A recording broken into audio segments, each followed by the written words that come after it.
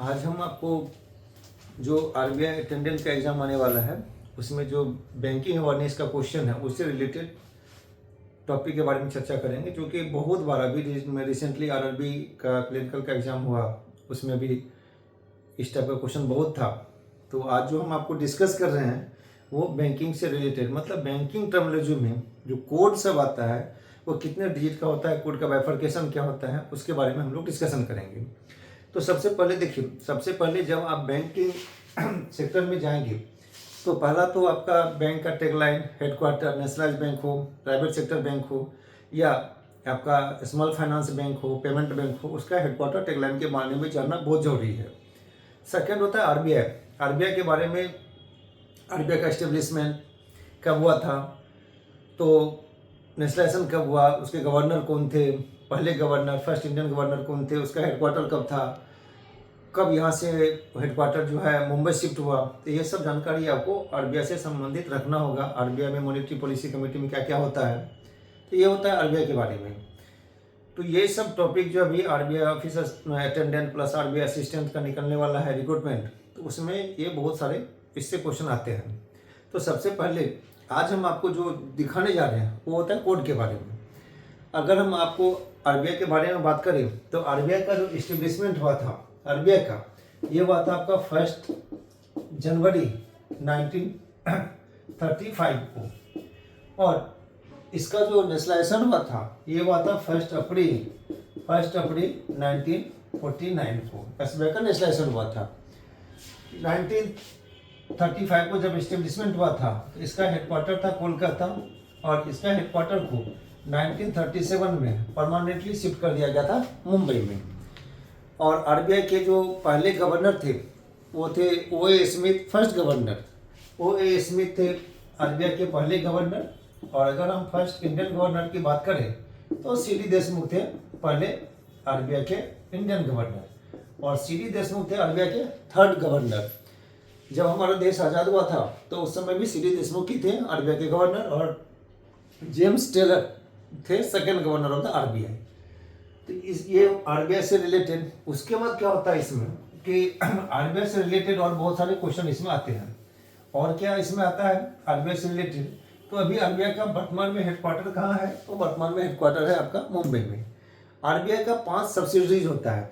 5 subsidiaries में सबसे पहला जो सब्सिडरीज है वो है आपका बीएन एमपीएल, मतलब भारतीय रिजर्व बैंक नोट मुद्रण प्राइवेट लिमिटेड। ये नोट प्रिंटिंग का काम को देखती है, और ये नोट प्रिंटिंग का काम के लिए इसका 2 शाखा है, एक है मैसूर और सेकंड है सालबोनी। यहाँ से नोट प्रिंटिंग का काम होता है मैसूर से और सालबोनी से। इसके अलावा सेकंड जो आरबीआई का सब्सिडरीज है वो है आपका डीआईसीजीसी। डीआईसीजीसी का मतलब हुआ deposit insurance credit guarantee corporation. अब देखिए ये डीआईसीजीसी का काम क्या है। सेकेंड सब्सिडी जो है डीआईसीजीसी, इसमें आरबीआई के डिप्टी गवर्नर जो होते हैं वही इसके चार्ज में होते हैं। तो आरबीआई में एक गवर्नर होते हैं और 4 डिप्टी गवर्नर होते हैं, और गवर्नर का टेन्योर जो होता है वो 3 साल का होता है, फिर उसको गवर्नमेंट ऑफ इंडिया चाहे तो एक्सटेंशन दे सकती है। तो डीआईसीजीसी जो है ये आपको इंश्योरेंस का काम करती है। और इंश्योरेंस का मतलब क्या होता है कि बैंक में जो पैसा हम लोग रखते हैं उसका इंश्योरेंस कवर ये प्रोवाइड करती है। अगर शॉर्ट में बोला जाए तो पर कस्टमर अभी के तारीख में ये आपको 5 लाख रुपया का इंश्योरेंस कवर प्रोवाइड करती है। तो डीआईसीजीसी का एस्टेब्लिशमेंट हुआ था आपका 15 जुलाई 1978 को। हेडक्वार्टर है मुंबई। और ये आप जो सेविंग्स करेंट अकाउंट में, रेकरिंग अकाउंट में, फिक्स डिपॉजिट में रुपया रखते हैं उसका ये इंश्योरेंस कवर प्रोवाइड करती है। और पर कस्टमर ये इंश्योरेंस कवर प्रोवाइड करती है 5 लाख रुपीस। ये आपका 5 लाख का कवर स्टार्ट हुआ था 2020 साल से। इससे पहले 1 लाख रुपया का कवर ये डीआईसीजीसी देती थी। तो डीआईसीजीसी का काम है आपका इंश्योरेंस कवर प्रोवाइड करना। तो ये भी एक आरबीआई का सब्सिडरीज है। तो पहला सब्सिडरीज था बीआरबीएन एमपीएल, सेकेंड सब्सिडरीज हो गया आपका डीआईसीजीसी। तो फर्स्ट में था आपका बीआरबीएन एमपीएल, सेकेंड सब्सिडीज में आपका हो गया डीआईसीजीसी, थर्ड सब्सिडीज है REBIT, ये इंफॉर्मेशन टेक्नोलॉजी का काम देखती है RBI का। फोर्थ हो गया आपका IFTAS और पांचवा हो गया RBIH, reserve bank of India innovation hub. तो ये आपका RBI का 5 सब्सिडीज है, इसके अलावा और कोई भी सब्सिडीज RBI का नहीं है। तो इससे भी क्वेश्चन आता है। फाइनेंशियल ईयर RBI का स्टार्ट होता है 1 अप्रैल से लेकर 31 मार्च तक, और अभी वर्तमान में मिस्टर संजय मल्होत्रा RBI के गवर्नर हैं। तो ये RBI के बारे में आपका ऑफिस अटेंडेंट में बस यही सब क्वेश्चन आ सकता है, और इससे ज़्यादा क्वेश्चन इसमें नहीं आ सकता है। अभी क्या हुआ है कि कंसेप्ट चला है कि हर एक एग्जाम में कोई ना कोई कोड पूछता है, और पूछता है कि ये कितने डिजिट का होता है। तो आज हम कोड के बारे में चर्चा कर रहे हैं। ध्यान से देखिएगा कि कौन कौन सा कोड जो होता है वो कितने डिजिट का होता है। ये अभी एग्जाम में अभी आपका RRB जो क्लरिकल का एग्जाम का मेंस हुआ था उसमें भी आया था। तो पहला इसमें होता है IFSC कोड। जब आप RTGS और NEFT करते हैं तो एक कोड होता है इंडियन फाइनेंशियल सिस्टम कोड। ये 11 कैरेक्टर का होता है, और 11 कैरेक्टर में ये अल्फा न्यूमेरिक होता है। इसमें क्या होता है कि अगर मान लीजिए एक एग्जांपल दे दिया जाए तो इस एग्जांपल में हम आपको समझा रहे हैं कि पहला 4 कैरेक्टर जो होता है ये बैंक को रिप्रेजेंट करता है। ये मान लीजिए CNRB लिखे तो ये कैनरा बैंक को रिप्रेजेंट करेगा, SBIL लिखेंगे तो SBI को रिप्रेजेंट करेगा। फिफ्थ जो होता है ये फिफ्थ पार्ट ये होता है 0, और ये 0 होता है for the future reference. Future reference के लिए इसको 0 रखा गया है। और लास्ट का जो होता है 0037115 या 3711 जो भी लिखना हो, ये आपका हो गया ब्रांच इंफॉर्मेशन कोड। तो ये IFSC कोड आपका RTGS और NEFT जब करेंगे तो उसके लिए IFSC कोड इधर मैंडेटरी, इसके बिना नहीं होगा।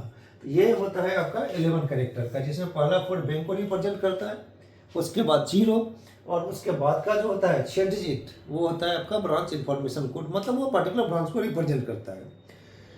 सेकेंड जो कोड में होता है ये होता है आपका MICR। देखिएगा कि आप चेक के नीचे में एक MICR नंबर लिखा रहता है। ये कितना होता है? तो ये आपका होता है 9 डिजिट का। अब ये 9 डिजिट का होता है, मतलब ये अल्फा न्यूमेरिक नहीं होता है।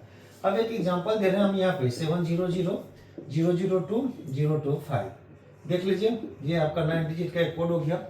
तो मैग्नेटिक इंक कैरेक्टर रिकॉग्निशन ये आपका 1987 से क्लियरिंग सिस्टम में आया।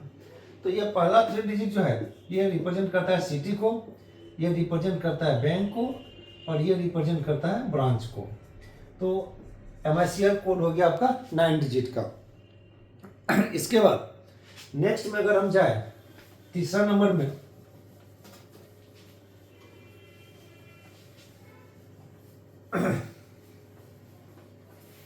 तीसरा नंबर में आता है आपका पेन नंबर। ये क्वेश्चन में आता है कि पेन जो होता है वो कितने डिजिट का होता है।